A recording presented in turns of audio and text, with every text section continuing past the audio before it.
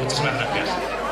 Damos paso ya a la Asociación Cultural La Chicana, nuestra asociación, que aunque comenzó sus andanzas en 1977, a lo largo de su trayectoria han participado en numerosos festivales nacionales a lo largo de toda la geografía española, así como en varios festivales internacionales, en fiestas patronales, del barrio y algunas particulares.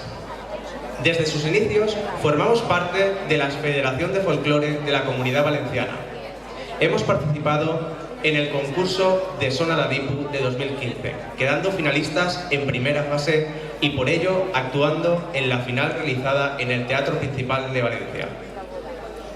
Algunos de los miembros de nuestro grupo forman parte del grupo de danzas de la Federación de Folclore de nuestra comunidad, así como colaboraciones activas con otros grupos de la provincia de Valencia.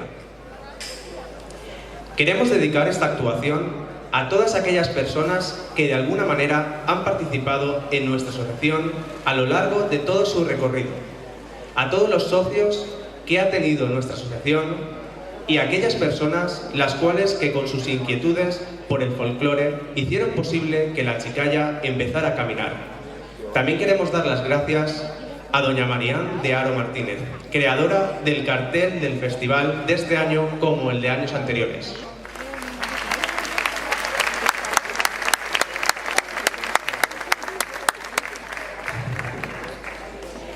Y cómo no, a la rondalla de Samaruc de Valencia, que una vez más nos acompaña con la catadora Pepita la de Ruzafa.